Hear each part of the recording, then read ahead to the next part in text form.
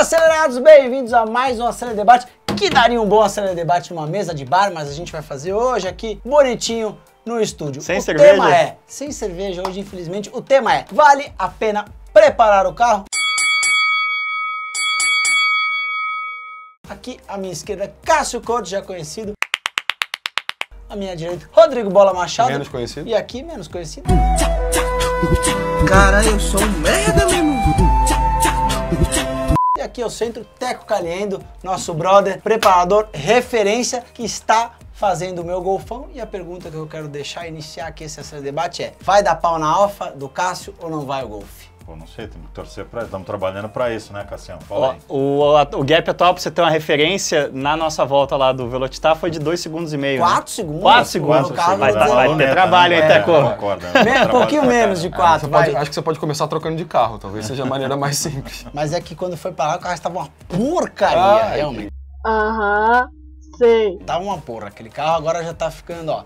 Já dei uma voltinha, tá no caminho. Mas é isso, galera. Hoje a gente vai falar com vocês sobre preparação automotiva. Você que quer começar aí, você que já está no meio, vários níveis aí. Então vamos falar de suspensão, freios e motores. Mas qual é o tema do debate? O tema é: vale a pena preparar o carro? Sim ou não? Vamos aí nessas 3 vertentes. Teco, primeira pergunta que eu te faço, pro cara que quer começar e está nos vendo ali, o que ele tem que fazer primeiro? Ele quer, quero preparar meu carro, ele tem que saber quanta grana ele tem, qual é o objetivo dele. O que você fala pra galera que chega na tua oficina deslumbradona? Puxa, para começar é isso, né? Tem que ver o quanto ele está disposto a investir e o que ele deseja, né? Acho que uma coisa importante é que tem que tomar cuidado. Hoje em dia você tem uns números altos aí de potência divulgados, né? Então o cara tem que tomar cuidado o que é sonho e o que vai virar pesadelo, né? Exatamente. Então o bom senso é quem tem que imperar sempre.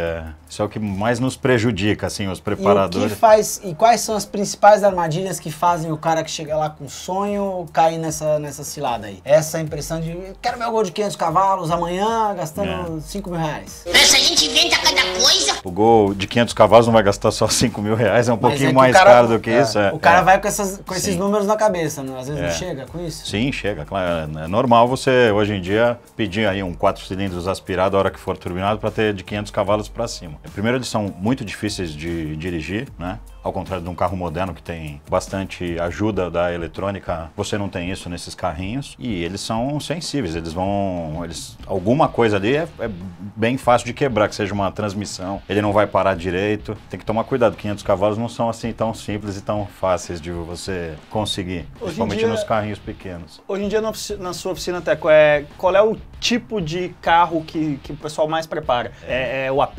ainda? O Opala, japonês também. O AP, indiscutivelmente, é o que tem custo mais razoável aqui para a gente preparar, né? O que mais tem equipamento e com uma grande disponibilidade de equipamento e com um custo bem razoável. No meu caso específico, são os Fusca, que são o que a gente chama de restomod, né? São os carros antigos, mas com algumas facilidades, assim, de automóvel moderno, uma injeção eletrônica, um sistema de entretenimento melhor, um freio melhor. É legal você falar em Restomod, que a gente citou recentemente aqui, falando sobre os Porsche Singer, sobre FJ Company, quando fala de Land Cruiser, eu até falei uma coisa errada. Restauração com modificação, na verdade é restauração com modernidade a palavra, né? Modern Restoration, Restomod. Restomod, Bom, para começar a gente tem um videozinho rápido aí, Bolinha, dá pra gente colocar? Um para falar de motores turbo. turbo e aspirado, né? Tem uma diferença aí de conceito, se você vai começar a preparar o seu carro. Esse aí é um motor turbo, que basicamente, o que é um motor turbo? Ele aproveita os gases de escape, enche a turbina, resfria e esse ar novamente Esse ar frio e condensado, ele volta para a câmara de combustão. Entra mais ar ali dentro, porque ele está resfriado, cabe mais, e aí entra mais gasolina, sai mais potência. Exatamente, ele dá aquele sopro. Então um carro que não é turbo, né, que é o aspirado, é o carro convencional, o carro que não é turbo, para você transformá-lo em turbo, ele exige uma grande modificação, um grande investimento e não é nada fácil, né, Teco? Como é que é? O que você precisa basicamente para transformar um carro turbo em aspirado? As peças ali preliminares. Aspirado em turbo. Aspirado em turbo, perdão. O que você precisa é modificar trocar o coletor de escape, né, que é quem vai acomodar o turbo, e o turbo propriamente dito. Dali você tem esses encanamentos, né, que a gente chama de tubos de pressurização, que vão ligar do turbo até o motor, né, esse ar pressurizado. É dispendioso, é difícil, você tem que ser um preparador, né, um mecânico especializado, mas o grande segredo de preparação, tanto faz se ela é turbo, se é aspirado, que a busca que a gente tem, né, é por admitir mais ar dentro do motor, admitir mais ar por lá na câmara de combustão e compensar com combustível. É isso que a gente tem que fazer, tanto num superalimentado, né, seja num turbo, num compressor ou no carro aspirado. Nós temos que facilitar a entrada de ar lá dentro. Agora você tem um motor, vamos dizer que o cara chega lá com um APzinho 1.8, que foi projetado para ter 90, 100, 110 cavalos, ele chega com essa ideia, quero ter 500 cavalos, obviamente você já desmonta isso do cara, já explica que não funciona. Até onde é mais ou menos seguro levar esse motor projetado para isso? Eles funcionam, o motor que você citou, o AP, eles chegam a 1000 cavalos nos carros de arrancada, por exemplo, né? E não funcionam por algum tempo. O que acontece é que você tem que conversar com o sujeito o que ele quer do carro, né? Se o cara quer usar todo dia o carro, andar na rua, fazer um track day, andar na arrancada, você tem que escolher o que você quer para dali a gente... Não dá para ter tudo.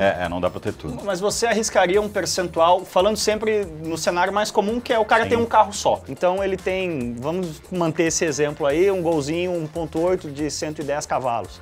O que seria razoável em termos de percentual para eu quero que esse carro seja mais forte para brincar mais no track day, mas eu quero que ele continue usável no dia a dia. Estamos falando de 20, 30, 40%, o que seria um teto médio aí? Eu acho que você tendo um investimento razoável até 150, 200%, você ainda consegue chegar tendo relativa vida útil, conseguindo frear, conseguindo contornar. O mais difícil talvez seja a saída de curva, né? Quando você fala 200%, estamos falando do número todo, então seria dobrar a potência. Mais do que dobrar. Ou triplicar. Triplicar mesmo. Então esse de 110 vai 300 até e poucos 300 cavalos, tá ok. É um investimento razoável em transmissão, em suspensão. Claro. Aí é que tá. Mas é possível. Você, por exemplo, para levar para essa potência, você já mexe em câmbio, já mexe em outros itens. Nos freios. O câmbio é na transmissão, embreagem também. Embreagem já tem que ser uma embreagem de cerâmica, não funciona. E vale mais a pena você pegar um AP 1800 nesse caso e turbinar, ou tentar fazer já direto um swap para um motor que seja turbinado e preparar em cima disso, um motor que já tenha sido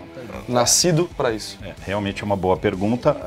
O que você tem que imaginar é, por exemplo, você pegar um 1.8 turbo, ou até agora os modernos dos Gol GT aí, os 2.0 turbinados, eles são motores caros. Sim. Então aí é onde você tem que dar uma equilibrada. Medir, exatamente. Eu consigo fazer um AP de 300 cavalos menos custoso do que um 2 litros de injeção direta para você comprar. É mais ou menos isso. Entendi. E aí a gente estava até conversando aqui antes, a gente falou de preparação de Gol, preparação de Nissan GT-R. Dá o mesmo problema se o cara pesar a mão tanto no Gol quanto no GT-R?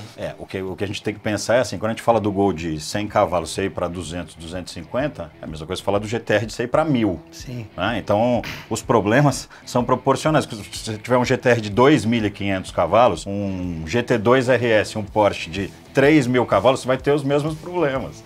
Ele também não foi projetado para isso. Exatamente, são essas proporções que é o mais delicado. Quanto é que, eu sei que essa seara muda muito de preparador para preparador, não existe um preço fechado. Mas se o cara hoje quiser turbinar o carro dele, chegou lá, ele tem um Gol, um APzinho, quer turbinar, kitzinho básico de turbo, quanto é que sai em média? Eu imagino 7, 8 mil reais para começar. É o ideal, assim, para você ter esses cuidados extras, né? O Coca falou que faz por 2 mil, ele tem uma turbina usada. Sim. Ele bota pegar a turbina aqui atrás, ó. Funciona o de 2 mil dele? Será? Pode ser que sim. Mas quando você fala de 7, 8 mil reais, vamos manter continuar com esse personagem hipotético do Gol 1.8. O cara gastou isso, mexeu somente colocação do turbo, colocação do encanamento, como você fala. E aí, nesse pacote básico, digamos assim, o cara tá elevando a potência em quanto? Até 200 cavalos é possível, mas é que aí você vai começar a ter... Os limitadores, eles você vai evoluindo de potência e vão ocorrendo ali limitações. Então, a embreagem começa a ser uma, Aí você tem lá um investimento de mais R$1.000, R$1.000 e poucos. Os freios, lógico, que vão começar a aquecer muito mais rápido. Então, mesma coisa, aí começa mais R$1.000, R$2.000. Exato. Eu acho muito legal você ter falado nisso e até no GT2 RS que eu ia usar como exemplo. Quer dizer, como eu nunca tive um GT2 RS, eu acho que todo carro que a gente senta, seja os nossos carros pessoais próprios, até os carros de teste, nenhum deles é perfeito em termos de performance. Então você sempre tem, eu vou usar um exemplo pessoal meu aqui. Por exemplo, o meu SI, hoje, cada vez que eu sento, eu falo, esse carro aceita mais potência. Então a primeira coisa que eu vou mexer nele vai ser aumentar a potência. O nosso Peugeotzinho ACD Carro de Track Day, a primeira coisa que quando eu sento nele é freio. O carro tá legal o chão e a potência estão conversando bem, onde o que ficou para trás no processo de preparação foi o freio. Então eu acho que todos os carros, de um GT2 RS para baixo, eles sempre vão estar, as barrinhas do videogame ali do Gran Turismo, você tem a questão de potência, a questão de chão, suspensão e a questão de freio. E o ideal é que você sempre consiga arrastar essas barrinhas juntos, né? Como o dinheiro não é ilimitado, então você mexeu num, você já tem que se programar para sentir qual é o próximo que você tem que mexer, né? Exatamente. E nesse exemplo pessoal, meu carro, a BMW, ele já tá num limite de tração. Concordo. Ele já tem ali 400 cavalos, então eu fui até outro dia, dei uma voltinha em Interlagos, a mínima acelerada, o carro, então ele precisa de tração e freio. Ou pneu. Ou de repente pneu. Tração você vai conseguir de de várias formas, mas ele precisa de tração e freio, porque acima disso não adianta eu colocar 500 cavalos no carro, chão, eu não vou pra frente, eu vou pro lado. A gente viu o exemplo na pista recentemente, a M4 do Diego Nunes, que ele deu uma mexidinha ali, ganhou, não me lembro se era muita potência a mais. Ganhou mais de 100 cavalos. Mas o carro não anda pra frente, ele só anda de lado. Foi feito pra não andar pra frente, exato, né? Ele fez isso de propósito. Exato, então isso é uma coisa, né? Como você falou, tem que saber o que a pessoa quer. Se o cara quer um carro pra andar de lado, velho, beleza. Agora, uma outra pergunta. Falei da BMW, falando do Golf agora que tá com você. Eu optei pelo Golf numa preparação de um carro aspirado, justamente porque eu não quero investir muito. Eu quero ter uma sensação de um carro aspirado, um carro clássico, pra brincar ali, sem tanta performance. É mais fácil preparar um aspirado do que um turbo? Custa menos? Como é que é essa diferença básica? Todos têm as suas dificuldades, né?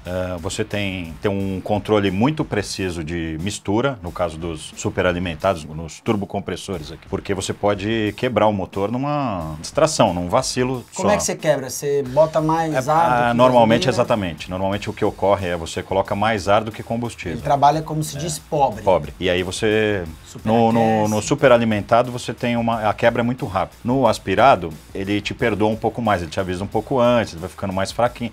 Então eles são mais delicados do acerto, né? Agora, para você extrair potência, por exemplo, mais difícil, o acerto do aspirado ele tem que ser mais fino, mais preciso. Para você ganhar 30 cavalos no aspirado, você tem que fazer um trabalho enorme que no turbo vem muito mais fácil. Mas às vezes para ganhar 2, 3, é um fiozinho ali de diferença entre tá com mais combustível ou menos, sabe?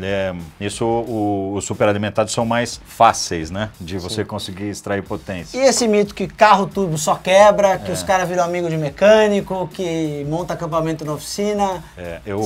Se o cara que tiver ali falar, eu faço um turbo, não faço, como é que ele convence a esposa dele? Não, bem, tá tudo bem, não vai dar B.O. não. Eu tô nisso há mais de 20 anos. Eu comecei garoto, um preparador turbinando o carro para mim, e dali fui ter oficina, fui estudar. Eu tive carros que rodaram mais de 80 mil quilômetros há muitos anos, turbinados, né? O fato é que às vezes você escolhe um equipamento errado, às vezes você exagera, não tem o equipamento correto para ter a potência que você quer. Você tem que ter bom senso, eu acho que é a palavra principal ali para você ter um carro preparado e hoje em dia tem todas essas informações extras, né? Esses ruídos, né? Principalmente em internet, em fórum, então todo mundo fica preparador, né? Todo mundo tira 500 cavalos de gol. Todo mundo é médico, todo mundo é médico. Exatamente, todo mundo é médico. Então, é isso, eu acho que o bom senso e o cuidado. E claro, procurar um preparador conceituado, experiente e ouvir o que ele tem a dizer, né? Se para ir mais rápido, você faz todas essas mudanças que a gente falou agora, e para frear, qual é a primeira coisa que o cara chega lá e fala, eu quero 300 cavalos no meu Gol 1.8 AP, agora eu também quero parar um pouco mais, com mais eficiência. O que faz? Qual que é o kit padaria de frenagem? Qual é a preparação do freio? É curioso, porque esses carros, principalmente os mais antigos, tem algo que a gente sempre esquece, que é o fluido de freio, que é quem mais trabalha ali. A recomendação normalmente é você verificar pelo menos anualmente, né? Tem carros com mais de 20 anos que nunca olhou. Então, às vezes tem um freio borrachudo, um freio ineficiente, ou ele aquece muito rápido, rápido e é umidade no sistema, é isso, é um fluido de freio velho. Porque Por incrível ele que pareça, água, né? é higroscópico, ele absorve água. Por incrível que pareça, pelo menos os carros mais antigos, o maior ponto fraco assim que você percebe de imediato é um fluido de freio velho. Lógico, depois disso tem umas pastilhas, tem os discos maiores e dali só, e depois vai para as pinças monobloco, né, multipistões, mas eu acho que você já pode começar com revisando o teu freio, já é uma grande coisa. Uma simples troca de fluido já faz maravilha. Eu tem o DOT 4, o DOT Sim, 5, sim. tem os fluidos corretos ali, né? Me corrija se eu estiver errado, mas acho que no Brasil existe uma cultura, no caso de upgrade de freio, de aumentar no mesmo modelo, né? Agora no Peugeot a galera fala, coloca o disco do Xara VTS. Eu percebo, assim, de conversa que o pessoal vai mais nesse caminho de você tem o Gol 1.8, bota aí um disco de GTI, do que, putz, vamos atrás de uma pinça diferente, de uma pastilha diferente. Mais aumenta do que troca por uma tecnologia melhor. Então. Pega o kit pronto, né? Eu tava no Track Day, o Golf GTI do Vitor Hugo Dias, aí um abraço pra ele, que tem o canal lá dele de helicóptero, muito legal, depois vejam. Ele botou pinças de S3, ele trocou toda a dianteira do Golf GTI, que acho que já é um conjunto Audi Volkswagen, mesmo grupo, já deve ser mais encaixar. fácil, Vale a né? pena fazer isso, às vezes, do que montar um sistema novo? Tecnicamente, quando você faz o upgrade de diâmetro, você aumenta a alavanca do que tua pinça vai conseguir frear. E uma coisa que é importante, que o segredo de freio é a temperatura. Então você aumenta a capacidade de dissipação de calor, por ter mais massa ali. Então por isso que você acaba, para começar, aumentando o diâmetro do freio, né? Mas para você ter a dissipação de calor superior. Gasta muito com freio dentro de uma preparação bem feita, quanto é que representa o custo de freio? Para começar, representa 10%, 20%, lógico, depois começa a evoluir. Esses dias eu fiz um orçamento sem querer, até porque o cliente estava reclamando comigo de um sistema de freio sofisticado aqui no Brasil. Vou falar, mas ele, não, mas eu tá fazendo barulho, o freio, eu quero que ele fique perfeito. Eu falei, poxa, mas vou ter que trocar os discos, é característico, R$92 mil de disco de freio. Nossa Senhora. Então, então você também tem... Dá para gastar em qualquer coisa. Dá para gastar bastante, Isso é chocante. E freio é sempre uma coisa que, por exemplo, quando a gente leva carro preparado lá para volta rápida, a primeira coisa que o Rubinho pergunta é como é que tá o freio, você fez né?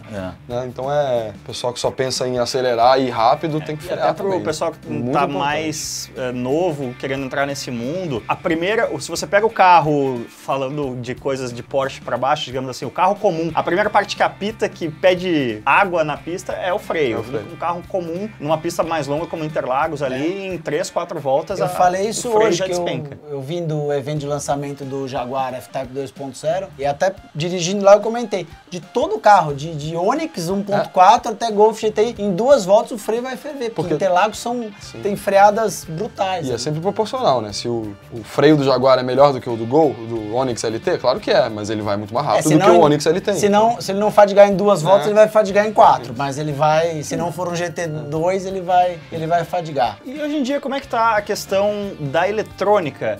Você pega, estamos falando aí de Onix, até um Onix hoje tá cheio ali de multimídia, de sistemas integrados eletrônicos. Isso dá muita dor de cabeça pro preparador? Não, quando ele tem o equipamento correto, né, para fazer as intervenções lá que ele pretende, não. Lógico, você precisa investir mais nesse tipo de equipamento eletrônico. Por exemplo, como a maioria dos motores são superalimentados, hoje são turbinados, e os controles todos são eletrônicos, você consegue intervir no carro mais facilmente, né? Que é o que o pessoal chama de Nutella, de preparador Nutella, de estágio 1, 2, 3. Reprogramando, né? Exatamente, que é complexo para desenvolver o programa, mas depois é simples na hora de instalar ele no carro, né? Tem um vídeo aqui que a gente, para introduzir outro assunto, suspensão, Bolinha, vamos rodar esse vídeo aqui?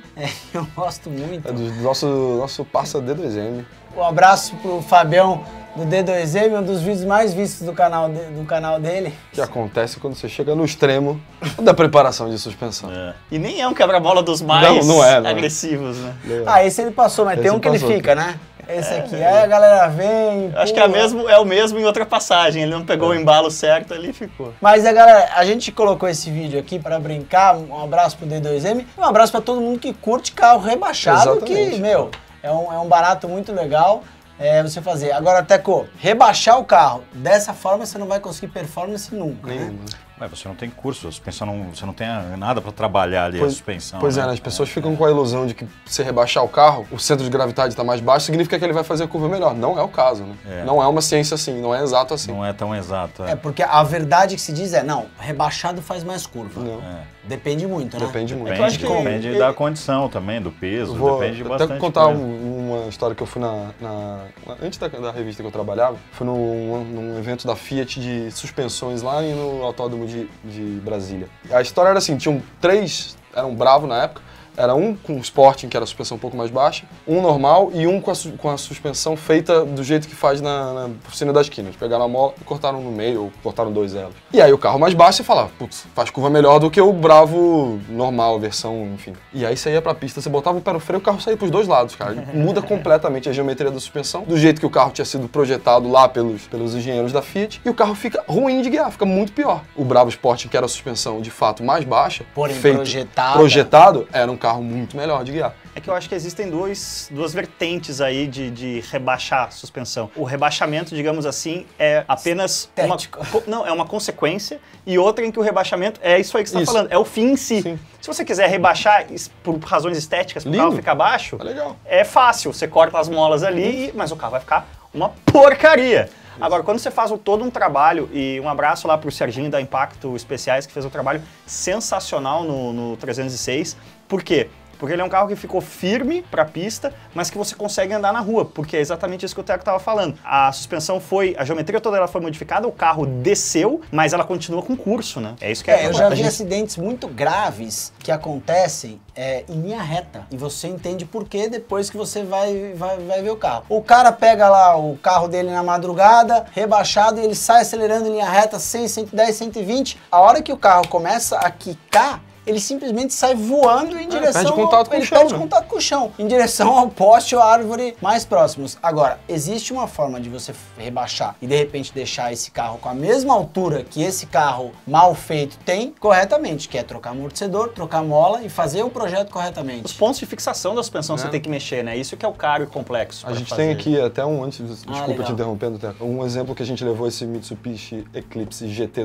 dos nossos amigos do Casal de Nerd pra volta rápida, e ele tava com a suspensão, eu não me lembro se era ar, mas tava duro, tava quicando pra caramba. A volta você vê claramente que o carro quicava e não tinha aderência.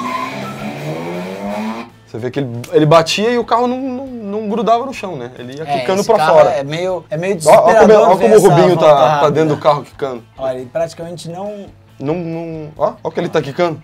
A cara dele. É lei da física, né, galera? Transferir o peso pro lado na curva aqui, esse peso, essa transferência precisa ser lidada. Se a suspensão não absorver, o pneu vai começar a quicar, né? Ele vai... O carro praticamente passa reto na curva, né? Essa 3 e a 4 dá pra ver bem. A gente teve o caso de um Golf Sapão GTI também parecido na volta rápida. Dá pra perceber como o Rubinho desenha a curva. Ele vem, vira e desenha toda a curva, porque ele não consegue entrar com velocidade para a carroceria fazer esse pêndulo e a suspensão aceitar. Aí ela também quicou. Como é que é, Teco? O que você... já que a gente mantendo no mesmo paralelo, 7, 8 conto, turbinei. Agora, o que seria o equivalente do kit básico, do primeiro upgrade aí de suspensão? De suspensão são, a princípio, as molas, que é isso, você baixa um pouco o centro de gravidade. O que você faz, as molas especiais, elas chamam de progressivas, né? Então, elas têm, a carga delas vai aumentando conforme elas vêm sofrendo deformação, exatamente. Então, aí você tem uma mola que deixa o carro um pouco mais baixo, ele tem certo conforto, né? Mas ele, para não fazer isso aqui, não ter final de curso, né? A suspensão parar de funcionar, ela começa a ter uma carga cada vez mais alta, né? Conforme ela vai deformando. E quanto vale o show aí para esse kit básico, digamos? Depende do carro, mas de 500 a R$1.000 em carros normais, né? Com molas helicoidais, assim, Pra começar. Um custo... É que cortar a mola custa 100, né? O problema é esse. É só levar lá na loja, corta, mas o cortar a mola, você está elevando a carga dela, porque você está diminuindo os elos.